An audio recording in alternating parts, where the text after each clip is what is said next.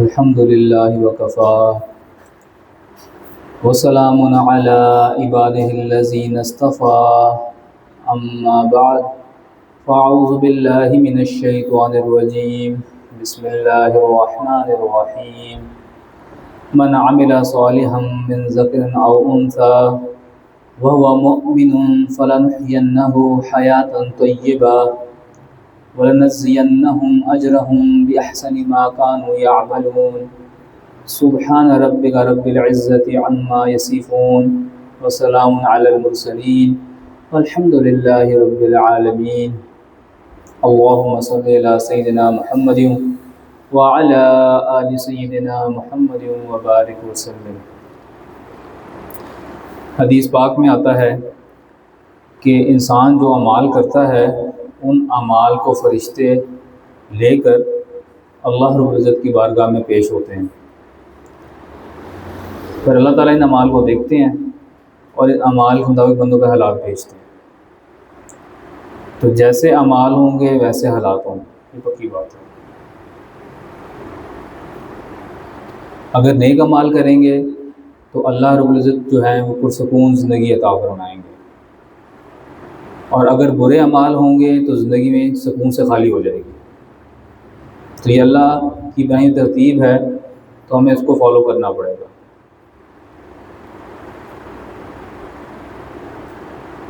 آج کل ہر شخص سکون کی تلاش میں ہے، اپنی زندگی کو بہتر بنانا چاہتا ہے، سکون چاہتا ہے، اطمینان چاہتا ہے۔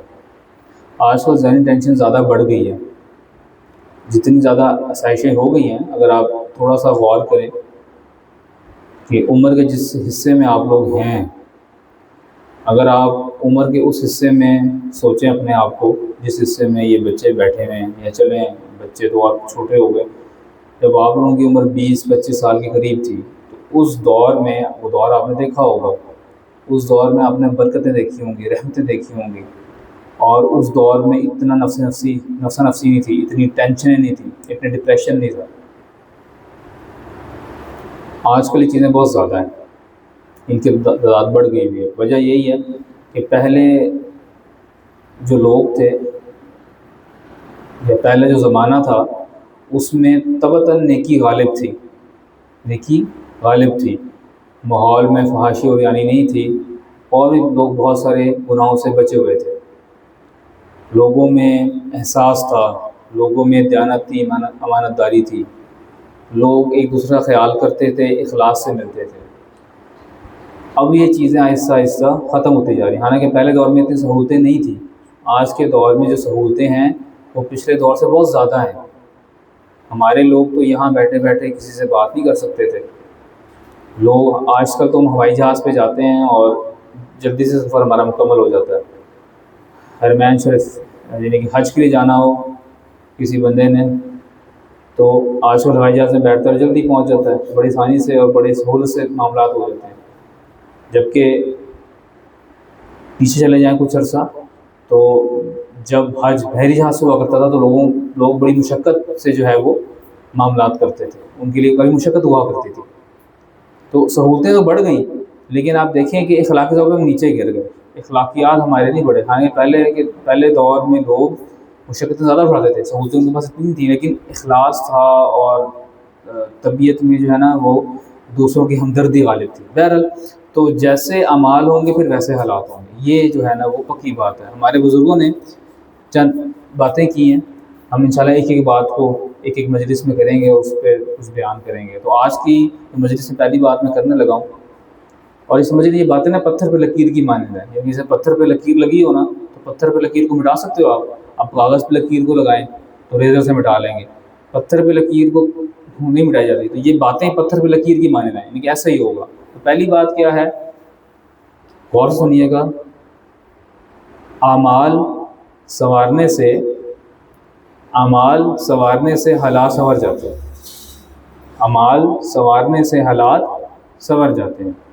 وہ آیت جو میں نے ابھی پڑھی، من عمل صالحا من ذکر او انثی، جو کوئی بھی نیک عمل کرے گا چاہے مرد ہو یا عورت ہو، وہ مؤمن، اور وہ مومن بھی ہو، شرط لگا ایمان والا ہو، جو کوئی بھی نیک عمل کرے گا مرد ہو یا عورت ہو اور مومن بھی ہو، فَلَنُحْيِيَنَّهُ حَيَاةً طَيِّبَةً، ہم ضرور اس کو حیات طیبہ عطا کریں گے، نیک زندگی، خوشحال زندگی عطا کریں گے، پرسکون زندگی عطا کریں گے۔ یہ اللہ تعالیٰ کا وعدہ ہے کہ پہلے اعمال نیک کرو گے تو پھر آپ کو سکون والی زندگی مل جائے گی۔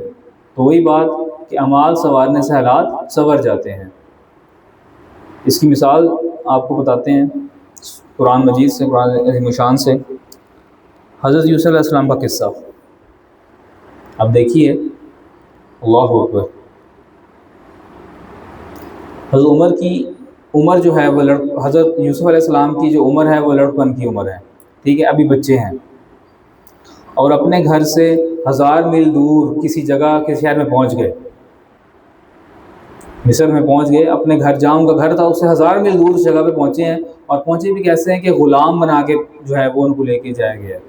ان کے بھائیوں نے ان کو کنویں میں ڈالا حسد کی وجہ سے، وہاں سے قافلہ آیا، قافلے نے ان کو کنویں سے نکالا اور غلام بنا لیا۔ حالانکہ نبی کے بیٹے تھے، غلام بنا کے لوگ لے گئے، کہاں لے گئے؟ اپنے شہر سے 1000 میل دور۔ اب ذرا اس یعنی کہ جو میں آپ کو باتیں بتا رہا ہوں اس کو ذرا اپنے اوپر رکھ کے تصور کیجیے گا کہ اگر آپ لوگ دور چلے جائیں، بچہ ہو دور چلا جائے اپنے گھر سے اور غلام کی حیثیت سے۔ اب دیکھیں نا، ایک ہوتا ہے نوکر کو تو آپ کہتے ہیں بھائی تم نے یہ کام کرنا ہے، تمہیں اس کے پیسے ملیں گے، اس کو کچھ اجرت ملتی ہے، جبکہ غلام کو تو اس نے محنت بھی کرنی ہے، اس کو ملتا کچھ نہیں ہے، محنت کرنی ہے۔ تو اب دیکھیں لڑکپن کی عمر ہے، تو پھر یعنی کہ آپ کہہ لیں کہ جو خادم ہوتا ہے اس کی تو پھر بھی کوئی حیثیت ہوتی ہے کہ اس کو جو ہے پیسے دیے جاتے ہیں، نوکر کو پیسے دیے، غلام میں وہ حیثیت نہیں ہوتی ہے، اس نے بس کام کرنا ہے۔ تو غلام بنے اور جو ہے وہ بک گئے، اللہ اکبر کبیرہ۔ تو نہ کوئی رشتہ دار پاس ہے، نہ مال ہے، نہ دولت ہے، اور نہ کوئی اور چیز، نہ علم، کچھ بھی نہیں ہے، صرف، اور دیکھیں ہے بھی لڑکپن کی عمر، جسم میں طاقت بھی پوری نہیں ہے، ایک بچہ کتنا کام کر لیتا ہے۔ بہرحال یہ جو ہے وہ وہاں پہ چلے گئے، لیکن انہوں نے اپنی والد کی دی ہوئی تعلیمات پہ عمل کیا، اور اسی حال میں ان کو جوانی آ پہنچی۔ تو اللہ تعالیٰ ارشاد فرماتے ہیں قرآن میں، وَلَمَّا بَلَغَ أَشُدَّهُ آتَيْنَاهُ حُکْمًا وَعِلْمًا، کہ جب وہ اپنی بھرپور جوانی کو پہنچے تو ہم نے انہیں علم اور حکمت عطا فرمائی۔ تو انہوں نے اپنی والد کی تعلیمات تھیں اس پہ عمل کرتے رہے، پرورش پائی، بڑے ہوئے، تو جب بڑے ہوئے تو اللہ تعالیٰ نے ان کو بھرپور جوانی کو پہنچے تو اللہ تعالیٰ نے ان کو علم بھی دیا اور حکمت بھی دی۔ تو اب اللہ تعالیٰ نے ان کو نور دیا تو انہوں نے اس نور پر عمل کیا۔ نتیجہ کا نکلا کہ وقت کے ساتھ ساتھ ان پہ امتحان آیا۔ کیا امتحان آیا؟ کہ زلیخا نے اپنی طرف جو ہے مائل کرنے کی کوشش کی اور اس میں وہ کامیاب ہو گئے، اللہ تعالیٰ نے ان کی حفاظت فرمائی اور اس میں وہ کامیاب ہو گئے۔ اچھا، پھر اس کے اوپر ایک اور امتحان آیا، کیا کہ فیصلہ ہوا جی ان کو جیل میں بھیج دیا جائے، جیل میں چلے گئے۔ اب دیکھیں کتنے عرصے جو ہے وہ جیل میں رہے، 9 سال کا عرصہ جو ہے وہ جیل میں انہوں نے گزارا، اللہ اکبر کبیرہ، گھر سے دور، غلامی، پھر جیل میں۔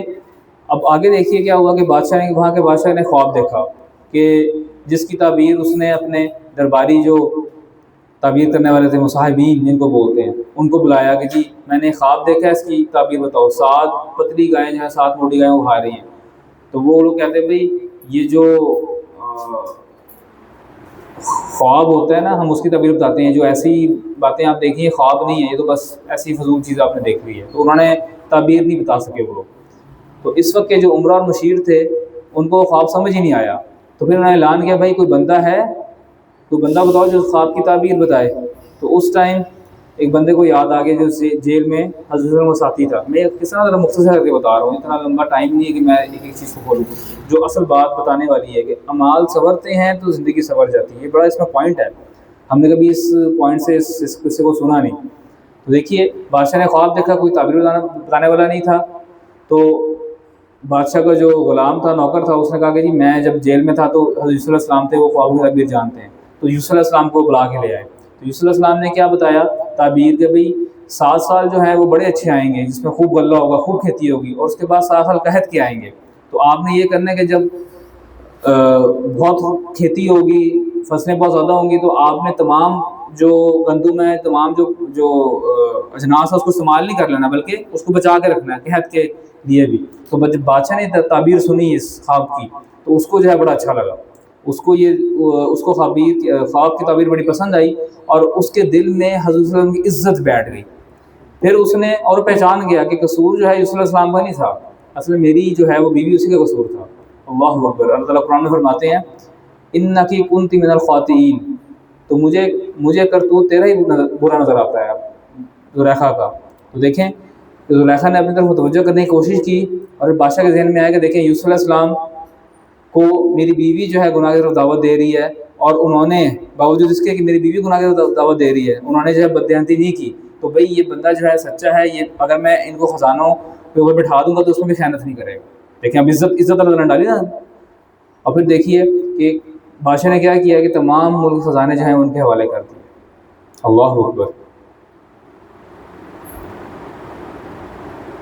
تو چنانچہ اس نے یوسف علیہ السلام کو جیل سے نکالا اور کہا انک یوم لدینا مکین امین، آج سے ہمارے پاس تمہارا بڑا مرتبہ ہوگا اور تم پر پورا بھروسہ کیا جائے گا.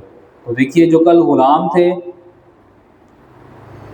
اور مجرم بن کے جیل میں چلے گئے تھے، آج اللہ تعالیٰ نے حالات تبدیل کیسے کیا، اللہ تعالیٰ نے خزانوں کا والی بنا دیا، بادشاہ بن گئے. اور پھر دیکھیں کوئی اپوزیشن بھی نہیں ساتھ میں، سب نے تسلیم کیا. انہوں نے کہا کہ دیکھیں ہمیں آپ کو سمجھنے میں مشکل ہوئی، ہم آپ کو سمجھ نہیں پائے، غلطی ہو گئی ہم سے.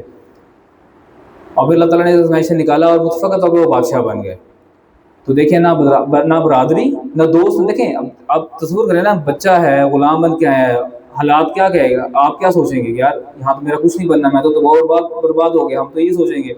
لیکن انہوں نے جو ہے وہ اس پہ عمل کیا جو ان کے والد نے انہیں نصیحت کی تھی، اس پہ وہ چلتے رہے اور اللہ تعالیٰ نے ان کو نور عطا کیا. انہوں نے وہ لیا، حکمت و دانائی بھی اللہ تعالیٰ نے عطا فرمائی. پھر امتحانات آئے. دیکھیں امتحان آتا ہے، یہ بڑا کی پوائنٹ ہے.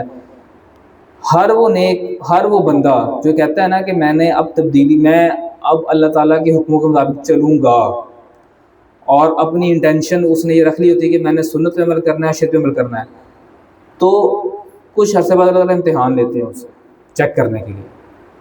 آپ بھی کوئی چیز خریدتے ہو تو دیکھتے ہو نا بھئی یہ چیز صحیح ہے کہ نہیں، میں 5 روپے خرچ کر رہا ہوں 10 روپے، تو چیز صحیح ہے کہ نہیں ہے. تو اللہ تعالیٰ بھی تو چیک کریں گے کہ بندے نے کہا ہے کہ میں چیک تو کروں، لیکن اللہ تعالیٰ یعنی کہ استطاعت سے زیادہ بوجھ نہیں ڈالتے، امتحان لیتے ہیں. تو امتحان لیا، امتحان میں کامیاب ہو گئے، پھر اللہ تعالیٰ نے حالات بدل دیے. اور دیکھیں کہ جہاں غلام بن کے آئے تھے پھر وہیں کے بادشاہ بن گئے. اللہ اکبر. اور تمام خزانے جو ہیں ان کے پاس وہ آ گئے. اور جبکہ ان کے بھائی کا حال دیکھیں، بھائیوں نے کیا کیا تھا، غلطی کی تھی. تو ایک وقت آیا کہ وہ یہ کہتے ہوئے مصر میں داخل ہوئے کہ اے عزیز مصر، ہمارے اوپر جو ہے وہ صدقہ کیجیے، خیرات کیجیے، ہمارے پاس کھانے کو کچھ نہیں ہے. تو یہ اصول ہے کیا کہ ترتیب نہیں الٹ سکتی. ہم اعمال سنواریں گے تو حالات سنور جائیں گے. اگر ہم حالات سنوارنے کے پیچھے دوڑتے جائیں گے، ٹکرے مارتے پھریں، جا کے دیکھیں ایک بندہ چٹان سے ٹکر مارے تو کیا ہوگا، چٹان میں تو کچھ نہیں ہوگا، خود اپنا سر ہی پھٹے گا. تو جو مرضی کرتے رہیں ہم حالات سنوارنے کے لیے، جب تک ہم اعمال درست نہیں کریں گے تب تک ہمارے حالات درست نہیں ہونے والے. تو اللہ تعالیٰ سے یہ دعا ہے کہ اللہ تعالیٰ ہمیں اپنے اعمال کو درست کرنے کی توفیق عطا فرمائے. اعمال کی درستگی سے مراد کیا ہے وہ بھی سن لیجئے. بڑا آسان سا فارمولہ ہے، بہت آسان سا، کوئی بڑی بات نہیں ہے. اعمال درست سے مراد یہ ہے کہ بھئی سنت کی زندگی پہ آ جائے، سنت پہ آ جائے. اللہ تعالیٰ کی اطاعت کرنی ہے کس طریقے پہ، آپ حسن کے طریقے پہ بس. اور وہ کیسے کرنی ہے میں آپ کو تفصیل سے بتا چکا ہوں پچھلے بیانات میں. تو بس سنت پہ عمل کر لیں، ہر کام سنت مطابق. تو جب ہر کام سنت مطابق ہوگا تو سنت کا نور بھی آئے گا، اللہ تعالیٰ کی رحمت بھی آئے گی، اور پھر آپ کے کام بنتے چلے جائیں گے. تو اللہ تعالیٰ سے دعا ہے کہ اللہ تعالیٰ ہمیں زندگی سنت کے مطابق گزارنے کی توفیق عطا فرمائے، اور اللہ تعالیٰ ہماری کوتاہیوں سے، غلطیوں سے درگزر فرمائے اور اپنے مقربین میں شامل فرمائے. وآخر دعوانا الحمد للہ رب العالمین.